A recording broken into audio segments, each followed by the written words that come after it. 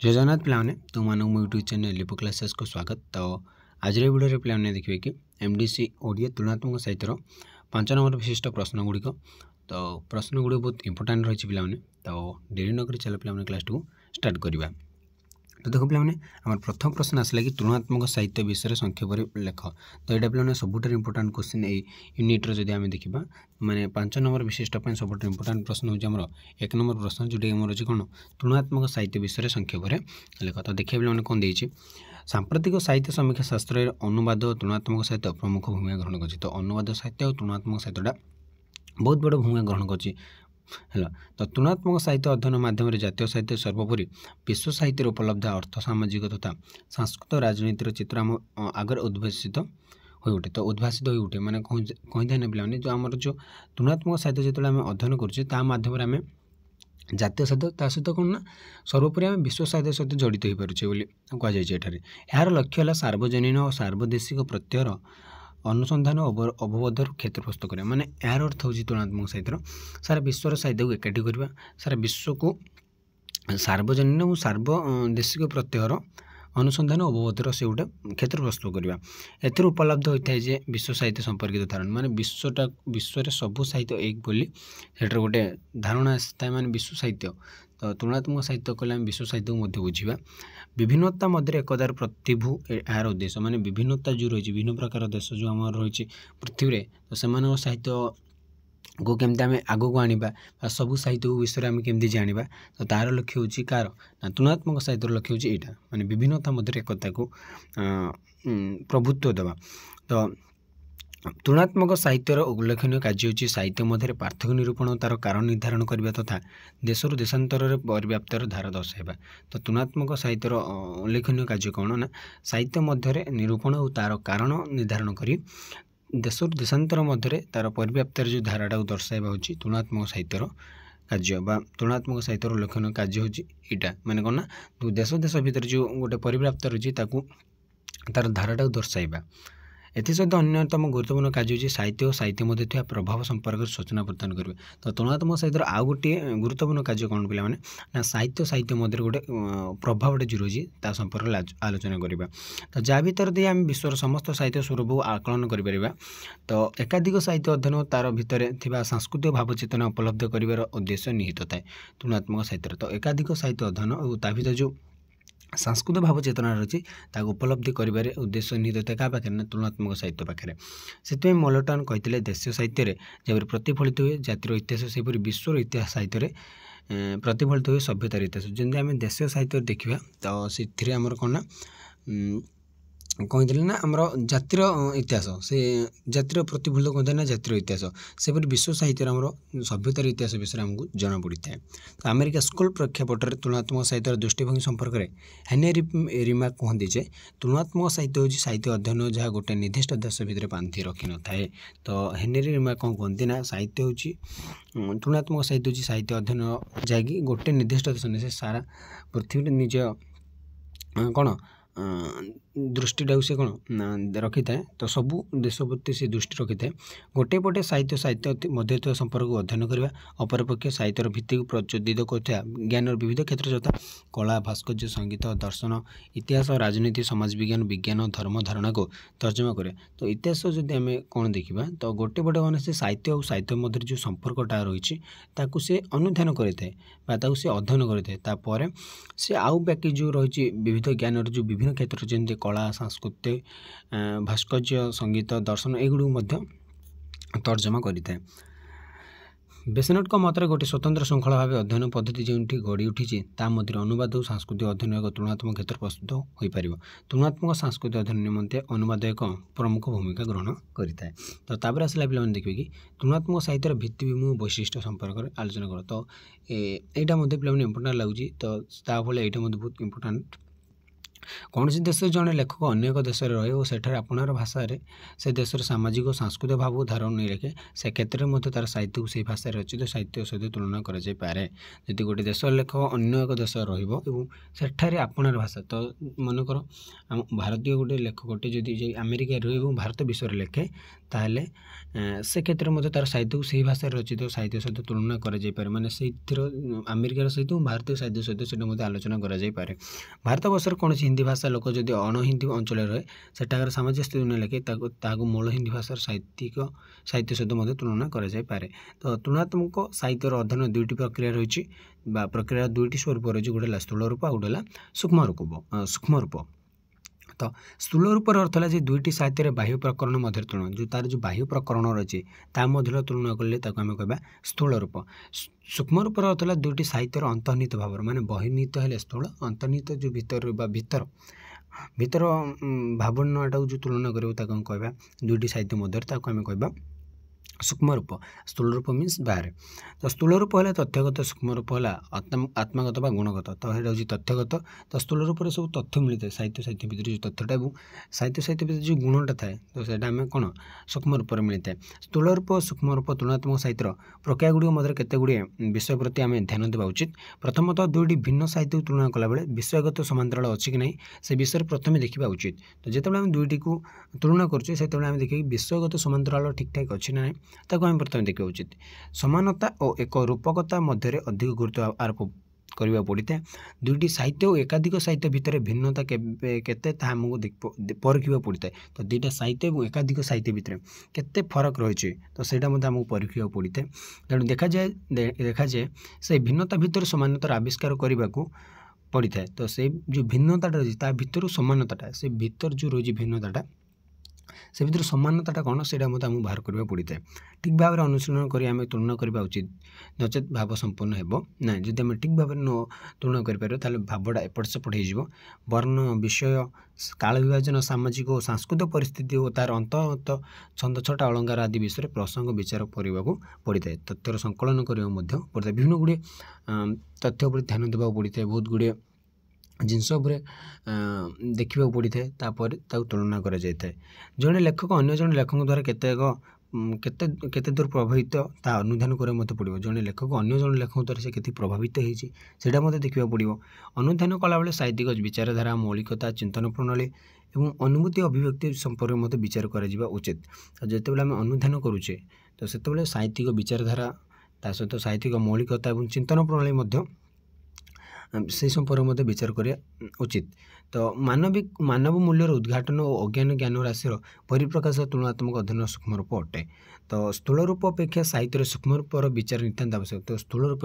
अपेक्षा जो आम सूक्ष्म रूपर विचारटा से बहुत इम्पोर्टाट है एकांत प्रयोजन बहुत प्रयोजनीय तो आम देखा उच्चतर अनुसंधान तुलनात्मक करने आलोचक आलोच्य साहित्यर माध्यम द्वारा मानव मूल्यर निर्धारण करने उचित मनुष्यर मूल्यबोध से रही नितांत आवश्यक मनुष्यर मूल्यबोध से आवश्यक तुलनीय उपादान गुड़िक कारण खोजिया हूँ तुलनात्मक साहित्यर मुख्य धर्म तो तुलनीय उपादान गुड़िकर सरी पे तुलनीय उपादान गुड़िक एकत्र कराए तो तुलनीय जो उपादान गुड़ी को एकत्र कराए तार वर्गीकरण व विभागीकरण कर आवश्यक जो तुलनीय उपादान गुड़ी जो उपादान गुड़ी तुलना करागला तार वर्गीकरण व विभागीकरण कर आवश्यक सब कारण खोजिया आवश्यक सब तार कारणटा कौन खोजिया आवश्यक कारण खोजिया हूँ तुलनात्मक साहित्यर मुख्य धर्म कारण खोजिया हूँ तुलनात्मक साहित्यर सबुठ बड़ काम तो सबुठ भल धर्म कारण कला और साहित्य समग्रता दृष्टिकोण जीवन को पुनः प्रकाश करे समाज एकक भाव में मनुष्यर जीवन अनुभूति को समृद्ध और दीर्घस्थायी करे तो जब आम देखा तो जो तीनोटी आधार कर ही होता है जो आम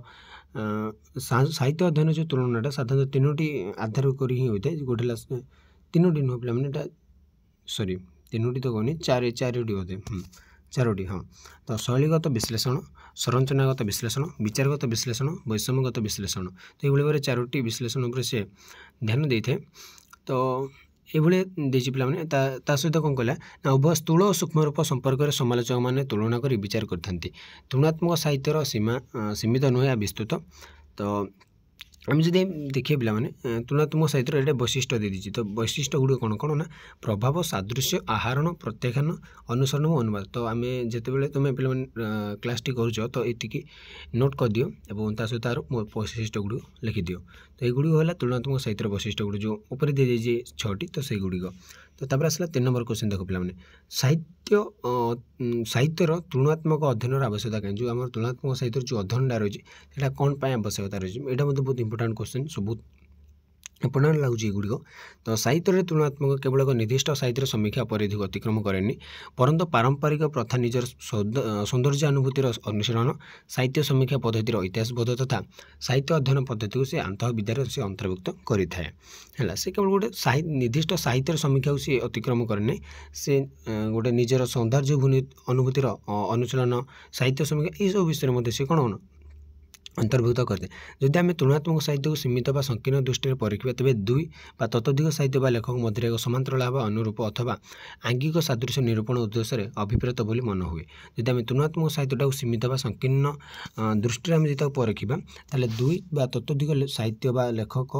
मध्य एक व समांतराल व अनुरूप अथवा आंगिक सादृश्य निरूपण उद्देश्य अभिप्रेत बोली मन हुए जहाँ भितर समाहित हो रही पारस्परिक प्रभाव प्रतिक्रिया किंतु प्रकृति पक्ष जीवन दृष्टिकोण प्रतिक्षिप्त करने तथा ज्ञान चर्चार परंपरा को आगे नेबा सहित साहित्य भितर समाहित मानवीय संवेदनशीलतार स्वरूप को से निरूपण सामर्थ्य रखि था अनुवाद श्रृंखलार जटिलता सत्वे साहित्य परिमंडल अवर्तित विषयवस्तु आंगिक वैशिष्ट्य ऐतिहासिक धारा प्रभृति जावतीय समीक्षा गुड़िक समीक्षात्मक श्रृंखला गुड़ी को तुलनात्मक साहित्य निजस्व आलोचना परिसर को आनी तो तुलनात्मक साहित्य क्यों गुड़ी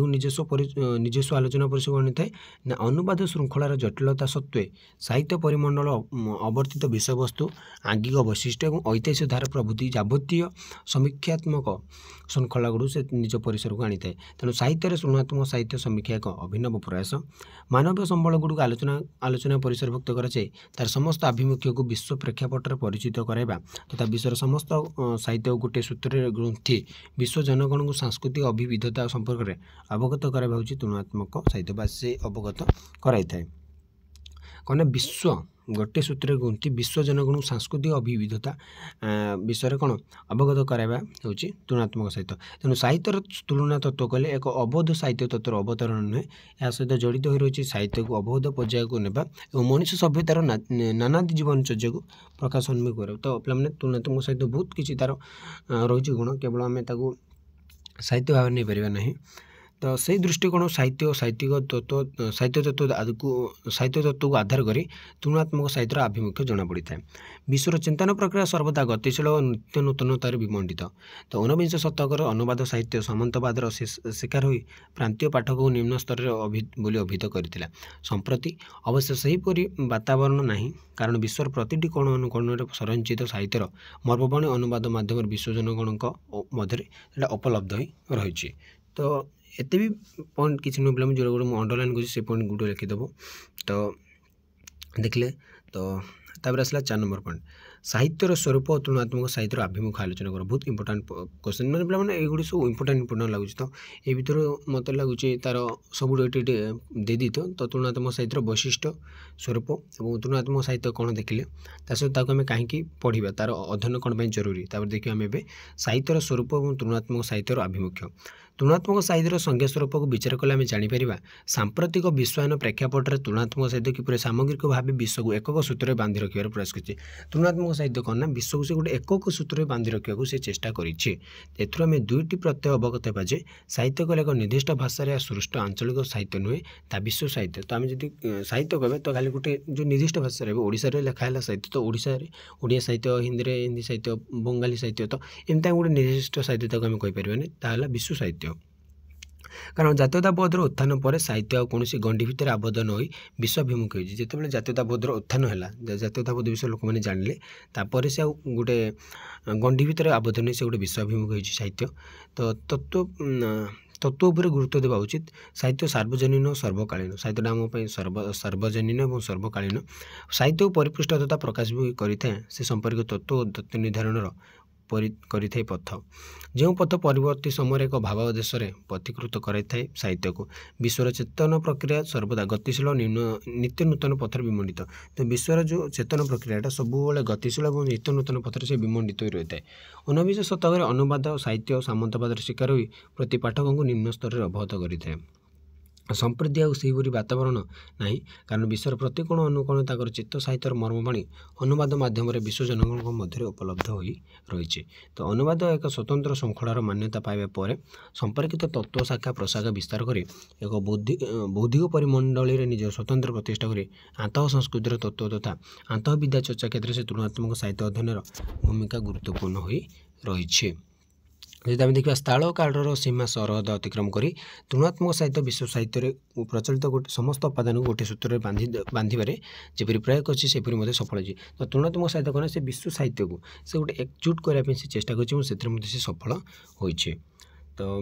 ତାପରେ ଦେଖିବା ପିଲାମାନେ ଏଇ ଯେଉଁ ତେବେ କିଛି ପାଠକ କ'ଣ କରନ୍ତି ନା ସାହିତ୍ୟ ଅଧ୍ୟୟନ ମାଧ୍ୟମରେ ଦୁଇଟି ପାଠରେ ଥିବା ସାଂସ୍କୃତିକ ଚେତନାକୁ ବୁଝିବାର ଅକ୍ଷମତା ପ୍ରଦର୍ଶନ କରିଥାନ୍ତି। ଯେଉଁ ଗୋଟେ ଅକ୍ଷମତା ସେମାନେ ମାନେ କ'ଣ ବୁଝିପାରନ୍ତି ନାହିଁ। ତ ଏହି ଅକ୍ଷମତା ମୂଳରେ କାର୍ଯ୍ୟ କରିଥିବା ବିବିଧ ସଂସ୍କୃତି ବିଭିନ୍ନ ପ୍ରକାର ଯେଉଁ ସଂସ୍କୃତି ରହିଛି ସେ ତା ଫଳରେ ପାଠକ ବୁଝିପାରନ୍ତି ନାହିଁ ସାଂସ୍କୃତିକ ଚେତନାକୁ। ତା ଭିତରେ ନାନାନ୍ଦିକତାର ପର୍ଯ୍ୟବେକ୍ଷଣ ଗ୍ରହଣ କରିବାର ମାନସିକ ଅର୍ଥାତ୍ ନିଜ ସଂସ୍କୃତିକୁ ସର୍ବଶ୍ରେଷ୍ଠ ବୋଲି ମନେ କରୁଥିବା ପାଠକ ଗୋଷ୍ଠୀ ହେଉଛନ୍ତି ସେମାନେ ନିଜେ ସଂସ୍କୃତି ଯିଏ ଭଲ ବୋଲି କହୁଥିବ ସେଇ ପାଠକ ଗୋଷ୍ଠୀ ଏଇଥିରେ ଅନ୍ତର୍ଭୁକ୍ତ ହୁଅନ୍ତି ବା ସେମାନେ ଅନ୍ୟ ସଂସ୍କୃତିକୁ ବୁଝିପାରନ୍ତି ନାହିଁ। କିନ୍ତୁ ତୁଳନାତ୍ମକ ସହିତ ଏହି ସଙ୍କୁଚିତ ଚିନ୍ତା ଭାବନାଠାରୁ ଦୂରତ୍ୱ ରକ୍ଷା କରି ନିଜର ଆଭିମୁଖ୍ୟକୁ ସେ ବଳବତ୍ତଳ ରଖିଥାଏ। ଅର୍ଥାତ୍ ବିଶ୍ୱ ସଂସ୍କୃତିକୁ ଆପଣାଇବା ଓ ତା'ର ପ୍ରକାଶ ନିମନ୍ତେ ପ୍ରୟାସ କରିବା ଏହି ଶାଶ୍ୱତ ଚିନ୍ତନ ପଦ୍ଧତି ବିଶ୍ୱର ସମସ୍ତ ଜାତୀୟ ସାହିତ୍ୟର ଧାରାକୁ ଅନୁସରଣ କରିବାର କ୍ଷମତା ଯେ ରଖିଥାଏ। ତୁଳନାତ୍ମକ ସାହିତ୍ୟର ଏହି ଅନନ୍ୟ ଆଭିମୁଖ୍ୟ ପ୍ରତି ସଚେତନ ହୋଇ ନଥିବା ପାଠକ ଗୋଷ୍ଠୀ ସହଜରେ ସାହିତ୍ୟର ଆଭିମୁଖ୍ୟ ବୁଝିପାରନ୍ତି ନାହିଁ। ପାଠକର ଏକ ନିର୍ଦ୍ଦିଷ୍ଟ ପାଠ ଅଥବା ତତ୍ ସମ୍ପର୍କୀୟ ସାହିତ୍ୟର ଧାରା ଭିତରେ ନିଜକୁ ସ୍ୱାବଦ୍ଧ କରିଥିବା ହେତୁ ତା ବାହାରେ ସଂରଚିତ ସାହିତ୍ୟ ଆଭିମୁଖ୍ୟ ବୁଝିବାର ସମର୍ଥ ନଥାଏ। ତ ଏଭଳି ଭାବରେ ରହିଛି ପିଲାମାନେ। ଆମେ ଯଦି ଦେଖିବା କ'ଣ ନା ତୁଳନାତ୍ମକ ସାହିତ୍ୟର ଆଭିମୁଖ୍ୟ ତ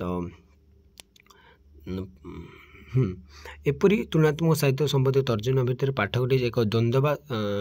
ସଂଶୟପୂର୍ଣ୍ଣ ମନୋଭାବର ଶିକାର ହୋଇ ପଦ୍ଧତି ସହିତ ସହମତି ସେମାନେ ପ୍ରଦାନ କରିନାହାନ୍ତି। ତୁଳନାତ୍ମକ ସାହିତ୍ୟର ଆଭିମୁଖ୍ୟ ଅସ୍ପଷ୍ଟ ଓ ଏହାର ଲକ୍ଷ୍ୟ ପ୍ରସ୍ତୁତ ସାହିତ୍ୟର ଇତିହାସ ସର୍ଜନା କରେ ବୋଲି କ୍ରେଚ୍ ମନ୍ତବ୍ୟ ଦେଇଥିଲା ବେଳେ ଜର୍ମାନୀର ତୁଳନାତତ୍ତ୍ୱବିତ୍ ମାକ୍ସ କୋକୋ ତଥା ଚାର୍ଲସ ମନ୍ତବ୍ୟ ଦେଇ ପ୍ରତିକ୍ରିୟା ପ୍ରକାଶ କରିଛନ୍ତି। ତ ସେମାନଙ୍କ ମତ ଅନୁସାରେ କ'ଣ ନା ମଣିଷର ଚିନ୍ତନକୁ ପୂର୍ଣ୍ଣ ମାତ୍ରାରେ ସାହିତ୍ୟ ହିଁ ପରିପ୍ରକାଶ କରିଥାଏ ହେଲା, ମାନେ ପ୍ରକାଶ କରିଥାଏ ମଣିଷର ଚିନ୍ତନଟାକୁ କି ନା ସାହିତ୍ୟ ଏସବୁ ରହିଛି ପିଲାମାନେ। ତାପରେ ଆଉ ଗୋଟେ ଏଠି ଇମ୍ପୋର୍ଟାଣ୍ଟ ପାର୍ଟ ଦେଇଦେଇଛି ନା ଜାତିଗତ ଐତିହାସିକତା ତଥା ସାଂସ୍କୃତିକ ଭାଷାଗତ ଆଦି ପ୍ରଭାବ ପ୍ରତିକ୍ରିୟାରୁ ସାହିତ୍ୟ ତା'ର ରୂପରେଖ ନେଇଥାଏ। ଏସବୁର ସତ୍ୟାସତ୍ୟ ଉଦ୍ଘାଟନ କରିବା ହେଉଛି ତୁଳନାତ୍ମକ ସାହିତ୍ୟର ଅଧ୍ୟୟନର ମୂଳ ଲକ୍ଷ୍ୟ। ତାପରେ ଦେଖିବା ପିଲାମାନେ ଏଠୁ ଟିକେ ପିଲାମାନେ ଲେଖିଦେବ। ତ ଏଇଟା ବହୁତ ବଡ଼ ହୋଇଯାଉଛି। ଏଠୁ କିଛିଟା ପଏଣ୍ଟ ଲେଖିଦେବ। ତାପରେ ଆମେ ଦେଖିବା ତୁଳନାତ୍ମକ ସାହିତ୍ୟ ଅଧ୍ୟୟନର ପରିସରଟା ଆଲୋଚନା କରିବା ବର୍ତ୍ତମାନ। ତ ତୁଳନାତ୍ମକ ସାହିତ୍ୟ ଅଧ୍ୟୟନ ଏପରି ଏକ ବିଭାଗ ଯେଉଁଠି ବିବିଧ ଭାଷାରେ ରଚିତ ମୂଳ ପାଠ ମଧ୍ୟରେ ଥିବା ସାମ୍ୟ ବୈଷମ୍ୟ ଆଦି ଆକଳନ କରାଯିବା ସହ ବିବିଧ ଅଞ୍ଚଳରେ ଏକା ଭାଷାରେ ଥିବା ସୃଜନ କର୍ମ ମଧ୍ୟରେ ତୁଳନା କରି ବିବିଧ କାଳଖଣ୍ଡରେ ରଚିତ ପୁସ୍ତକଗୁଡ଼ିକୁ ଆଲୋଚନା ପରିସରଭୁକ୍ତ କରାଯାଏ।